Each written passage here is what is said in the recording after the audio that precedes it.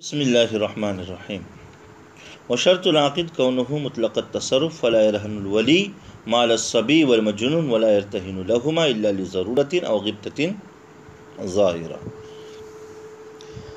عاقدین یعنی راہن اور مرتہن کی شرط یہ ہے کہ دونوں مطلق التصرف ہونا چاہیے، مطلق التصرف ہونا چاہیے، یعنی تبرک کی اہلیت ہو۔ اسی طریقے سے شریعت نے انہیں تصرف کے قابل مانا۔ اس کا صاف سا مطلب یہ ہے کہ مکلف ہو، عاقل ہو، بالغ ہو، مالی تصرفات کی ان پر کوئی پابندی نہ ہو۔ بچہ چاہے ممیز ہو، راہن یا مرتہن نہیں بن سکتا۔ پاگل آدمی بھی، مجنون بھی راہن اور مرتہن نہیں بن سکتا، نہ راہن بن سکتا ہے نہ مرتہن بن سکتا ہے۔ اب کہتے ہیں کہ ان کی طرف سے اگر عقد رہن کرنا پڑا، چاہے راہن بننا پڑا یا مرتہن بننا پڑا، تو ولی جو ہے، ان کے جو سرپرست ہے، جن کو ولایت حاصل ہے، وہ ان کے لیے راہن اور مرتہن بن سکتے ہیں، لیکن دو چیزوں کا لحاظ کرنا پڑے گا۔ ولی بچے کا مال یا مجنون کا مال کسی کے پاس رہن بھی نہ رکھے، اور ان کا مال کسی کو دے کر دوسرے کی چیز ولا یرتہن لہما اپنے پاس نہ رکھے، مگر ضرورت اور ظاہری مصلحت کی بنیاد پر۔ ان دو چیزوں میں ولی کو رہن رکھنے یا لینے وغیرہ کا اختیار دیا گیا ہے، رہن رکھنے یا لینے وغیرہ کا اختیار دیا گیا ہے۔ اب اس کو مثال کے ساتھ سمجھیے۔ جیسے ولی کے ماتحت جو بچہ ہے یا مجنون ہے، اس کو نفقے کی ضرورت ہے۔ فی الحال اس بچے کا یا اس مجنون کا کوئی مال خرچ کرنے کے قابل نہیں ہے،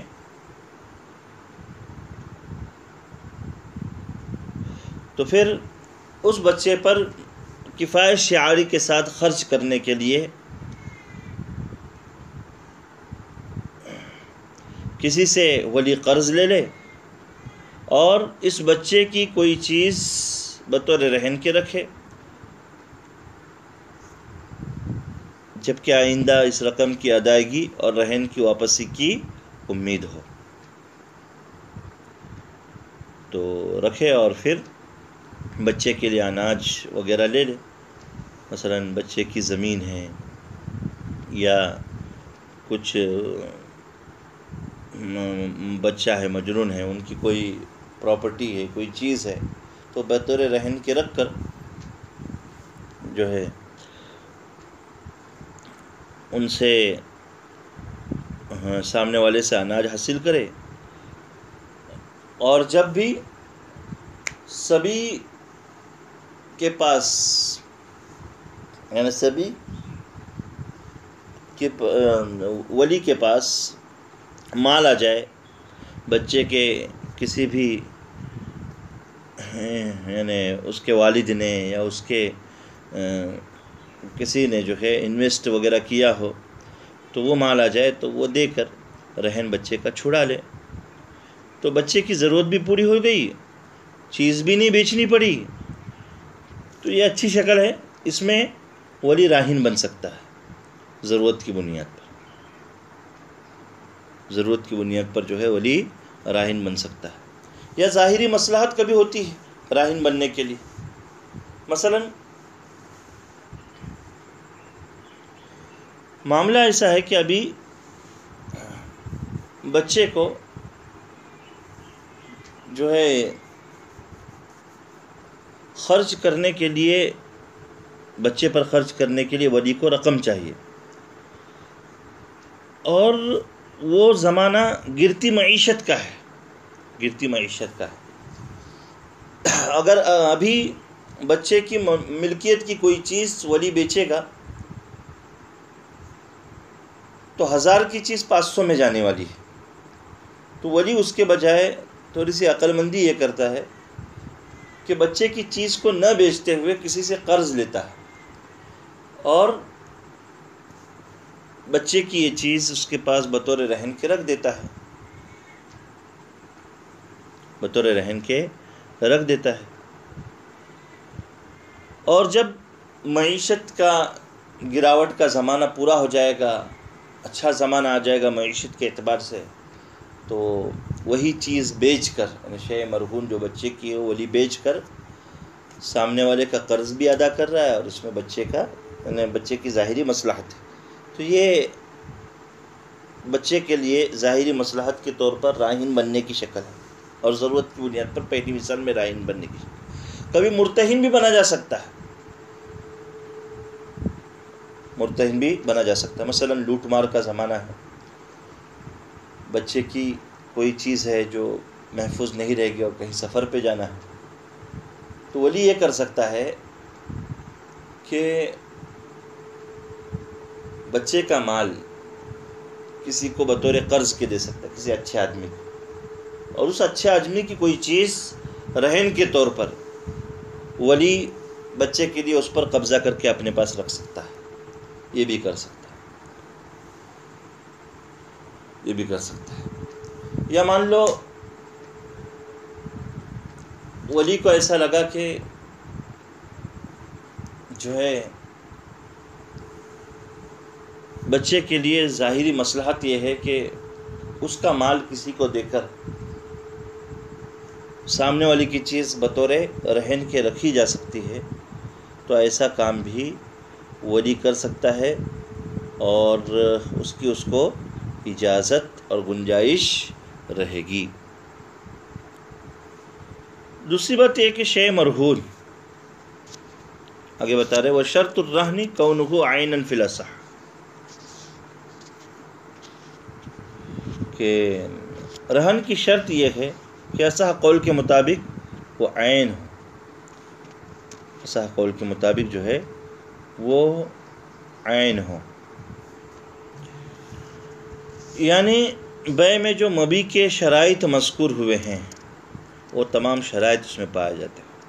عقد کے وقت میں موجود ہو، شرعاً مال متقوم ہو، راہن اس کے سپرد کرنے پر قادر ہو، راہن کی ملکیت میں ہو یا اس کے تسلط میں ہو، راہن کی ملکیت میں ہو یا اس کے جو ہے تسلط میں ہو، تو دین نہ ہو، عین سے جو ہے دین نکل گئے جی۔ وَيَصِحُ رَهْنُ الْمُشَاعِ وَيَصِحُ رَهْنُ الْمُشَاعِ وَالْأُمْ دُونَ وَلَدِهَا وَعَكْسِهِ، کہتے ہیں کہ مشترک غیر منقسم چیز کو رہن رکھنا صحیح ہے۔ مثلا راہن کا کسی چیز میں حصہ ہے، آدھا گھر اس کا ہے، آدھا کسی اور کا، آدھی زمین اس کی، آدھی کسی اور کی، اور ابھی تک تقسیم نہیں ہوئی ہے، ایسی مشترک چیز کو مشاع کہتے ہیں۔ تو اس میں راہن اپنا حصہ بطور رہن کے رکھ سکتا ہے، کیونکہ اس کا حصہ قابل فروخت ہے۔ قرض کی ادائیگی کے لیے متعینہ وقت میں ادائیگی دشوار ہو تو مرتہن مقروض کا حصہ اس مشترک چیز میں سے فروخت کر کے اپنا حق حاصل کر سکتا ہے، اس لیے مشاع چیز کو بطور رہن کے رکھنا جائز ہے۔ باندی بغیر بچے کے یا بچہ بغیر باندی کے بھی رہن رکھا جا سکتا ہے، اور ضرورت کے وقت میں چونکہ بیع باندی اور اس کے بچے کی ایک ساتھ ہوگی، ماں کو بچے سے الگ کرنا جائز نہیں ہے، تو دونوں کو ایک ساتھ بیچا جائے گا، دونوں کو ایک ساتھ بیچا جائے گا۔ وَيُوَزَّعُ الثَّمَنُ، اور ثمن کی جو ہے جو پیسے آئے گے اس کی تقسیم کی جائے گی، اس کی جو ہے تقسیم کی جائے گی۔ وَيُوَزَّعُ الثَّمَنُ، دونوں پر تقسیم کریں گے کہ بھائی صرف باندی کی قیمت مارکیٹ ویلیوشن نکالیں گے تو پتہ چلا کہ 100 روپے، بچے کی قیمت 50 روپے اور 150 میں باندھی گئی ہے، تو وہ جو اگر صرف باندھی بطور رہن کے رکھی ہے تو 100 میں سے راہن مرتہن اپنا قرض وصول کر دے گا وغیرہ وغیرہ. وَلَسَا أَن تَقُومَ الْأُمُّ وَحْدَهَا ثُمَّ مَعَ الْوَلَدِ فَالزَّائِدُ قِيمَتُهُ. ایسا یہ ہے. وَرَهْنُ الْجَانِ وَالْمُرْتَدِ كَبَيْعِهِمَا. کہتے ہیں کہ جس غلام نے جنایت کیا ہو، کوئی جرم کیا ہو، اس کو بھی جس غلام نے جنایت کیا ہو، جرم کیا ہو یا ارتداد کا شکار ہوا ہو اور اس کی بنیاد پر اسلامی حکومت میں ان پر سزا نافذ ہونے والی ہے، تو بیع کے باب میں ان کے مسائل جو ہے پیچھے گزر چکے ہیں. بیع کے باب میں ان کے مسائل پیچھے گزر چکے ہیں کہ ایسے غلام کو بطور رہن کے رکھنا وہی حکم ہے جو بیع کے باب میں تھا، یعنی جو ہے صحیح نہیں ہوگا. یعنی جنایت والے غلام کو تو رہن رکھنا صحیح نہیں ہے. جی. اور مرتد کے باب میں آیا تھا کہ اس کی بیع صحیح ہے، تو یہاں پر اس کو رہن کے طور پر رکھنا بھی صحیح ہے. وَرَهْنُ الْمُدَبَّرِ وَالْمُعَلَّقِ عِتْقُهُ بِصِفَةٍ يُمْكِنُ سَبْقُهَا حُلُولَ الدَّيْنِ باطل علی المذہب. غلام مدبر جو آقا کے انتقال کے بعد آزاد ہونے والا ہے یا جس کا عتق کسی صفت کے ساتھ معلق ہے اور وہ صفت دین کی ادائیگی سے پہلے بھی پائی جا سکتی ہے، تو یہ بھی باطل ہے، یعنی اس کو رہن رکھنا صحیح نہیں ہے. وَلَوْ رَهَنَ مَا يَسْرُعُ فَسَادُهُ. ایسی چیز بطور رہن کے رکھی جو جلد خراب ہونے والی ہے. ایسی چیز بطور رہن کے رکھی جو جلد خراب ہوتی ہے، تو اگر اس چیز کو سکھانا ممکن ہو، فَإِنْ أَمْكَنَ تَجْفِيفُهُ كَرُطَبٍ. جیسے تر کھجوریں بطور رہن کے رکھی لیکن ان کو سکھانا آسان ہے، فعل، تو ایسی صورت میں ان کو سکھایا جائے گا، ان کو جو ہے سکھایا جائے گا. وَإِلَّا فَإِنْ رَهَنَهُ بِدَيْنٍ حَالٍ أَوْ مُؤَجَّلٍ يَحِلُّ قَبْلَ فَسَادِهِ أَوْ شَرَطَ بَيْعَهُ وَجَعَلَ الثَّمَنَ رَهْنًا صح. سکھایا جائے گا اور رہن کا صحیح ہے.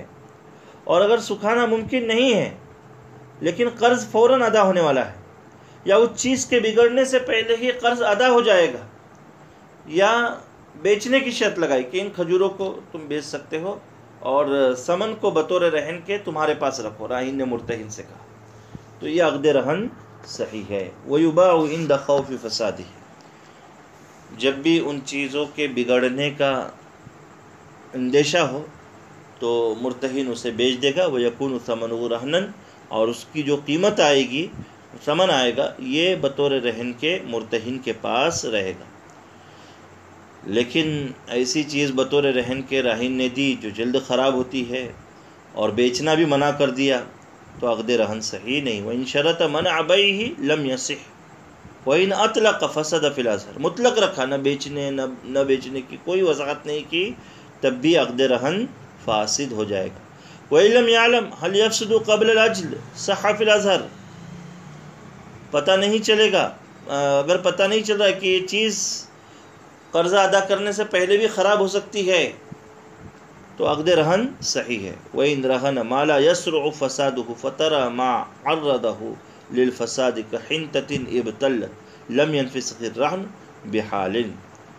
کہتے ہیں ایسی چیز بطور رہن کے راہن نے رکھی جو جلد خراب نہیں ہوتی ہے لیکن کسی وجہ سے خراب ہو گئی، جیسے گیہوں گیلے ہو گئے بارش وغیرہ کی وجہ سے، تو عقد رہن فوراً فسخ نہیں ہوگا. عقد رہن جو ہے فوراً فسخ نہیں ہوگا. راہن کو مجبور کیا جائے گا کہ وہ فوراً گیہوں بیچ دو اور اس کا جو ثمن آئے گا یہ بطور رہن کے مرتہن کے پاس رکھو. وَيَجُوزُ أَن يَسْتَعِيرَ شَيْئًا لِيَرْهَنَ. کسی سے کوئی چیز عاریتاً مانگنا اور پھر اس کو رہن کے طور پر رکھنا یہ بھی جائز ہے، لیکن سامنے والوں کو کہنا چاہیے. وَهُوَ فِي قَوْلٍ عَارِيَةٍ وَالْأَظْهَرُ أَنَّهُ زَمَانُ دَيْنٍ فِي رَقَبَةِ ذَلِكَ الشَّيْءِ فَيُشْتَرَطُ ذکر جنس الدین وقدرہ وصفتہ، جس کے پاس سے عاریتاً کوئی چیز لے رہے ہیں بطور رہن کے رکھنے کے لیے، تو سامنے والے کو دین کی جنس کیا، اس کی مقدار کیا، اس کے اوصاف کیا ہے. وَقَدَ الْمَرْهُونَ عِنْدَهُ، اور اسی طریقے سے جو ہے ان تمام چیزوں کا تذکرہ ضروری ہے. ان تمام چیزوں کا جو ہے تذکرہ ضروری ہے، تاکہ سامنے والا بھی یعنی سوچ سکے کہ بھائی مجھے یہ چیز بطور رہن کے دینی ہے یا نہیں دینی ہے. اس کو اندھیرے میں رکھ کر جو ہے یہ معاملہ کرنا صحیح نہیں ہوگا. وَقَذَا الْمَرْهُونَ عِنْدَهُ فِي الْأَصَحِّ، اس سے لگی ہوئی پچھلی عبارت کے اندر جو مسئلہ بیان ہوا کہ عاریت پر لی ہوئی چیز، جسے ہم کوکنی میں کہتے ہیں اس نہ مانگنا، تو عاریت پر لی ہوئی چیز کو رہن کے طور پر اگر رکھا جائے تو رکھنا صحیح ہے، لیکن اس کی کچھ تفصیلات ہیں جو پچھلی عبارت میں اور یہاں پر جو بیان ہو رہی ہے. دیکھیے، جو شخص عاریت پر کوئی چیز لیتا ہے، جیسے یہاں پر راہن نے عاریت پر کوئی چیز لی تو اس کو مستعیر کہتے ہیں، اور جو اصل مالک ہوتا ہے اس چیز کا اس کو معیر کہتے ہیں. تو مستعیر کا کام ہوتا ہے کہ چیز کا جو اصل مالک ہے اس کو دین یعنی قرض کی جنس، اس کی مقدار، اس کی صفت، اور کس کے پاس وہ رکھنے والا ہے، شے مرہون کس کے پاس رکھنے والا ہے، اس کی تفصیلات سے مکمل طور پر مطلع کرے. اس چیز کا جو مالک ہے معیر جسے کہتے ہیں، کہ شرائط کے مطابق راہن رہن رکھے تو عاریت پر لی ہوئی چیز بھی رہن رکھنا صحیح ہوگا، اور مرتہن قبضہ کر لے اس چیز پر تو یہ عقد مکمل اور لازم ہوگا. مثلا زید نے عمر سے 10,000 روپے مانگے، عمر نے کہا 10,000 روپے دے دوں گا، لیکن کوئی چیز عاریت کے طور پر رکھوں. اب زید کے پاس ایسی کوئی چیز نہیں تھی تو وہ خالد کے پاس گیا کہ بھائی تمہاری موٹر سائیکل مجھے دے دو، میں فلانے سے اتنا قرض نکال رہا ہوں، وہ عاریت کے طور پر چیز مانگ رہا ہے، تو میں آپ کی موٹر سائیکل اس کے پاس رکھوں گا اور دین چھڑا لوں گا تو آپ کی موٹر سائیکل میں واپس کر دوں گا. تو اس مثال کے اندر جو زید ہے وہ راہن بھی ہے اور مستعیر ہے، اور خالد وہ معیر ہے، اصل چیز کا مالک ہے، اور عمر جو ہے مرتہن ہے. عمر جو ہے مرتہن. اگر راہن نے مالک کے شرائط کی مخالفت کی، مثلا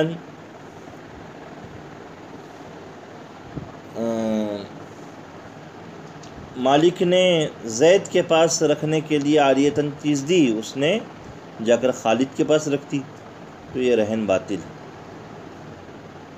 اسی طرح قرض کی جنس میں مخالفت ہو یا صفات وغیرہ کے اعتبار سے مخالفت ہو، یہ بھی صحیح نہیں ہے.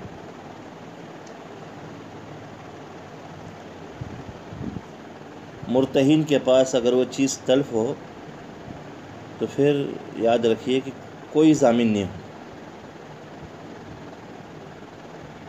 لیکن مستعیر کے پاس یعنی وہی راہن کے پاس اگر تلف ہو یا عیبدار ہو جائے تو راہن ضامن ہوگا، چاہے مرتہن کے سپرد کرنے سے پہلے تلف ہو یا رہن چھڑانے کے بعد تلف ہو، چاہے اس کی زیادتی اس میں ہو یا نہ ہو. بہر صورت اگر راہن کے پاس تلف ہوا ہے تو وہ ضامن ہوگا، لیکن مرتہن کے پاس اگر تلف ہو تو وہ ضامن نہیں ہوگا، شے مستعار. اب یہاں ایک سوال پیدا ہوتا ہے کہ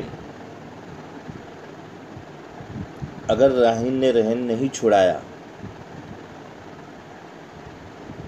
تو معیر قرض چکا کر اگر اپنی چیز مرتہن کے پاس سے چھڑانا چاہتے تو اس کو اختیار ہے، مرتہن پر اسے قبول کرنا لازم ہے۔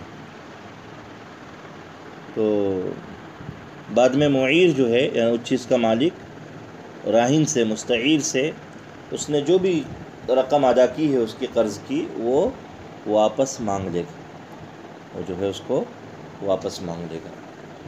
تو یہ سب تفصیلات ہے جو پچھلی تمام عبارتوں سے اخذ ہو رہی تھی۔ اب آگے دیکھیے، فلو تلیف فی ید المرتہن فلا ضمان ولا رجوع للمالک بعد قبض المرتہن۔ تو یہ تفصیلات تھی کہ مرتہن کے قبضے میں شے معار تلف ہو گئی تو کوئی ضمان نہیں، اور جہاں مرتہن کا قبضہ ہو گیا تو اب جو معیر ہے اس چیز کا جو اصل مالک ہے وہ رجوع بھی نہیں کر سکتا، وہ جو ہے رجوع بھی نہیں کر سکتا۔ اگر جو ہے فَإِذَا حَلَّ الدَّيْنُ أَوْ كَانَ حَالًا رُجِعَ الْمَالِكُ لِلْبَيْعِ، قرض کی مدت مکمل ہو جائے یا قرضہ فوری ادا کیا جانے والا تھا، مستعیر نے یعنی راہن نے معیر کی چیز جو مرتہن کے پاس رکھی ہے تو مدت پوری ہونے کے بعد شے مرہون معیر کی اجازت کے بغیر فروخت نہیں کر سکتے، بلکہ معیر سے رجوع کیا جائے گا اس چیز کو بیچنے کے لیے، اور دین اگر ادا نہیں ہو رہا ہے تو اس چیز کو بیچا جائے گا، اس چیز کو بیچا جائے گا اور دین کی ادائیگی کی جائے گی۔ پھر اب معیر کی چیز تو گئی، تو معیر جو ہے وہ اپنی چیز جو بیچی گئی ہے وہ راہن سے وصول کرے گا، کہ اس نے تو راہن کو دی تھی، اس وجہ سے معیر راہن سے رجوع کر لے گا۔ یہ اصل مسئلہ ہے، یہ اصل معاملہ ہے۔ تو یہ عاریت پر لی ہوئی چیز کو بھی رہن رکھ سکتے ہیں، اور اس کی جو تفصیلات ہیں ان تفصیلات کو امام نووی رحمۃ اللہ علیہ نے اس جگہ پر ذکر کیا ہے۔